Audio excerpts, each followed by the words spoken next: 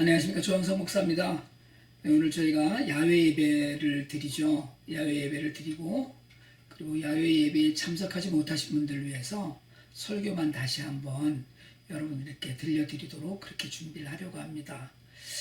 코로나 바이러스가 시작되고 저희가 예배를 함께 모여서 드리지 못한 지 딱 3개월이 됐습니다. 3월 15일 날 저희가 예배를 드리고 모여서 그 이후에 계속해서 온라인으로 가정 예배를 드리고 있는 와중에 오늘 그것이 꼭 3개월째 되었는데요. 정말 그 하나님의 은혜를 구하면서 그러면서도 여전히 답답하고 안타까운 마음을 금할 수 없습니다. 그러나 이 역사적으로 보면 이런 질병이 이 시대에만 있었던 것이 아니고 참으로 오랜 세월 인류에게 늘 닥쳤던 그런 문제였습니다. 오늘 제가 그 로드니 스타크의 기독교의 발흥이라는 책에 기록되어 있는 초기 기독교의 로마에서의 그 역병이 돌면서 어려운 일 가운데 기독교가 어떻게 대응을 했는지에 대해서 많이 책을 읽어보면서 감동했던 것이 있습니다. 로마 시대에는 서기 165년부터 180년까지 그리고 249년서부터 260년까지 그 엄청난 감염병, 전염병이 돌아서 수없이 많은 사람들이 죽었습니다. 심지어는 뭐 로마 제국의 인구의 4분의 1이 죽었다 이런 기록도 있고요. 또 로마 그 시내에 인구가 하루에 5천 명씩 죽기도 했다 이런 기록도 있다고 합니다. 그런 가운데 로마 제국이 그렇게 많은 그 감염병으로 힘들고 어려운 상황을 만났을 때 기독교인들의 대응이 이교도들의 대응과 전혀 달라서 그것이 기독교가 그 많은 사람들에게 인정받고 많은 이들이 기독교로 개종하는 그런 근거가 되었다라는 것이 그 로드니 스타크의 주장이고 또 이분은 이제 그 사회학자이고 역사학자이거든요. 그래서 더군다나 불가지론자여서 굉장히 객관적인 그 근거를 제시한다 이렇게 알려져 있습니다.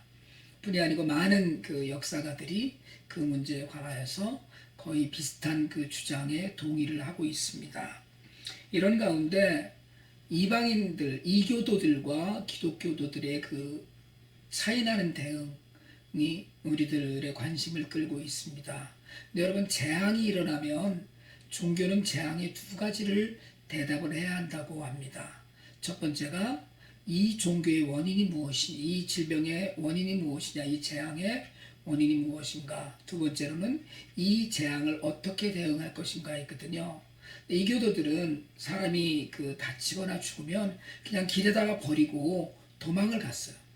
심지어는 뭐 그 병에 들어서 아프면 그냥 밖에다 버리기도 했고요. 또 자신들만 살기 위해서 먼 곳으로 그렇게 피난을 가거나 도피했습니다. 근데 기독교는 사실은 그 당시에 굉장히 적은 숫자였음에도 불구하고 사람들을 돌보고 같이 그 아픔을 겪고 그러면서 그 위기를 헤쳐나갔습니다.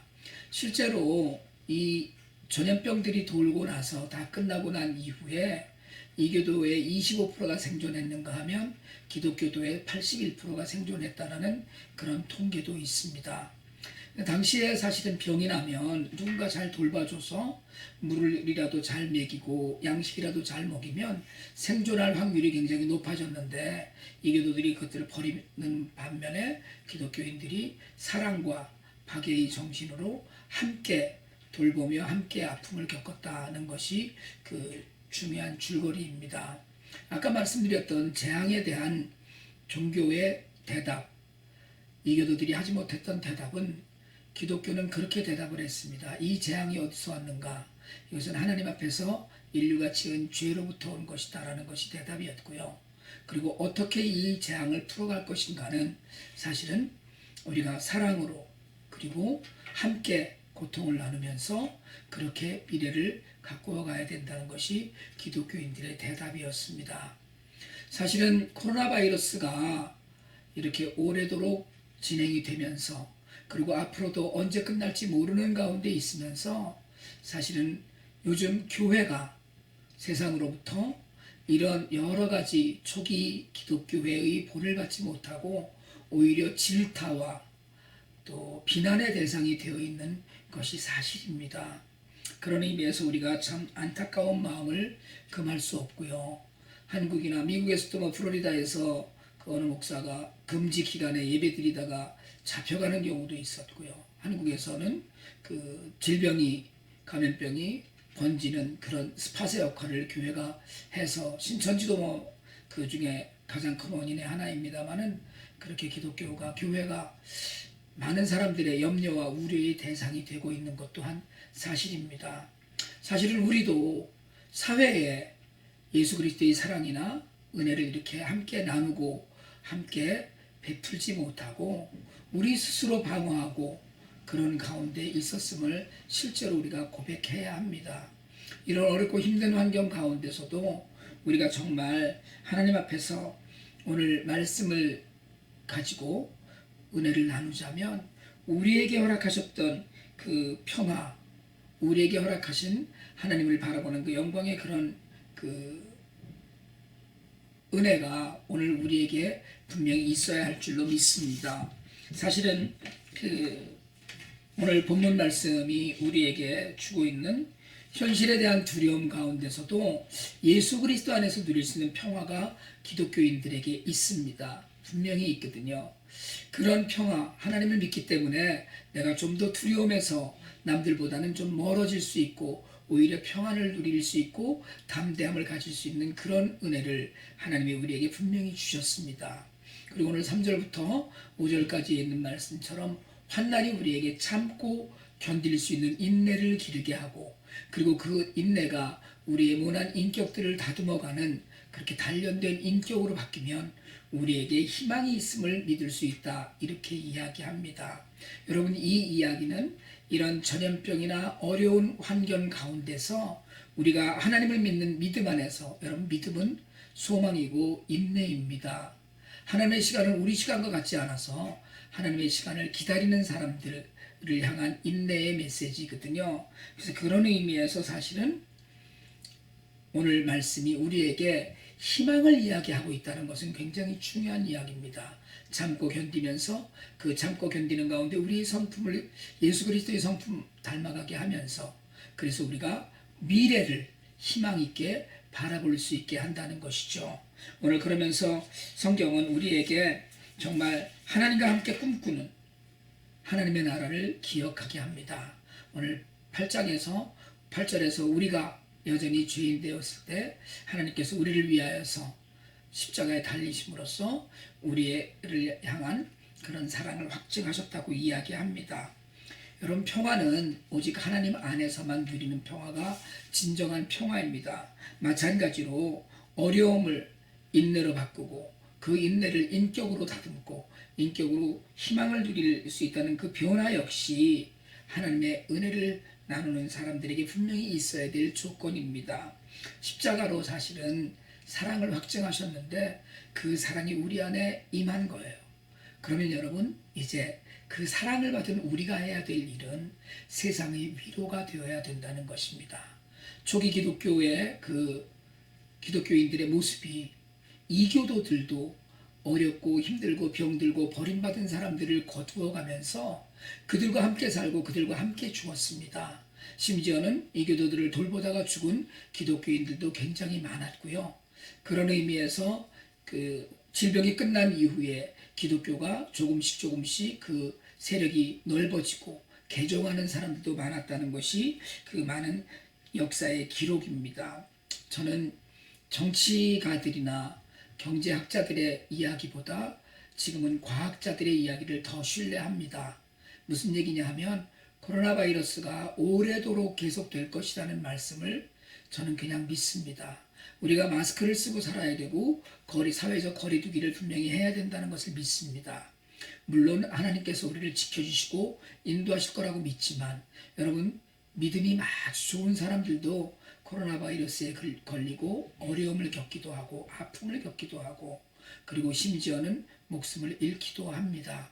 그러나 그런 가운데서 우리가 해야 될 일을 잘 해나가면서 서로 사랑하고 서로 평안을 나누고 위로하는 것은 그리스도인들의 책무이고 그리고 그리스도인들이 당연히 살아가야 될 삶의 한 모습입니다.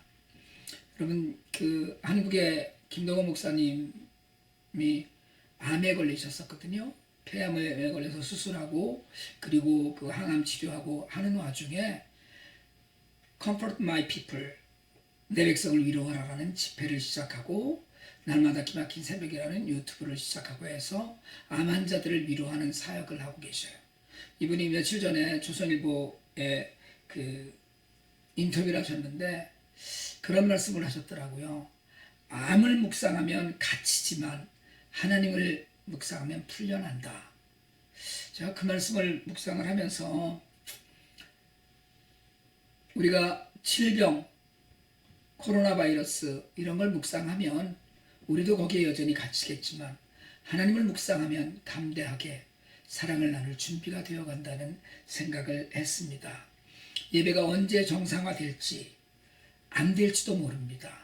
또 우리가 이런 상태를 계속하다가 3월 15일 이전의 모습으로 우리가 돌아가지 못할 수도 있습니다. 그러나 그럼에도 불구하고 우리의 사랑은 여전히 커져가고 그러면 그럴수록 서로 위로하면서 성장하는 가운데 우리를 위해서 목숨을 내어주신 예수님의 그 모습, 그 안에서 발견되는 하나님의 놀라운 사랑을 우리가 받았음을 알고 힘을 내면서 많은 이들의 사랑의 위로가 우리가 되기를 원합니다. 우리는 연약하지만 하나님 강하시고 우리는 부족하지만 하나님 정말 은혜와 능력 안에 우리를 평화와 희망으로 이끄실 줄 분명히 믿습니다.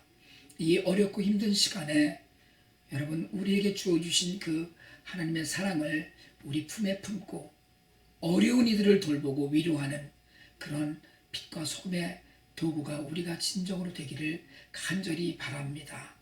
우리에게 허락하셨던 모든 것들 많은 분들이 오늘날도 우리가 어렵습니다. 그럼에도 불구하고 초기 기독교 교인들의 그 모습을 생각하면서 희망으로 평화로 세상을 보듬어 않는 우리 모두가 되어서 하나님 앞에 정말 신실한 모습을 돌려드리고 영광을 돌려드리는 우리 모두가 될 수 있기를 주님의 이름으로 축복합니다. 다 같이 기도드리시겠습니다.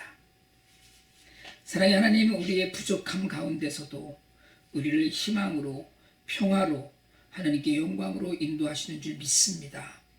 우리가 누린 이 사랑이 다른 모든 이들에게 심지어 믿지 않는 자들에게라도 정말 위로로 전해질 수 있도록 우리에게 힘을 주시고 우리가 그 도구의 역할을 감당할 수 있도록 함께하여 주시옵소서. 예수 그리스도의 이름으로 축복하고 기도드리옵나이다. 아멘. 한 주간도 하나님의 은혜 안에서 힘을 내시고 정말 많은 이들의 사랑의 위로의 도구가 되시기를 주님의 이름으로 축복합니다.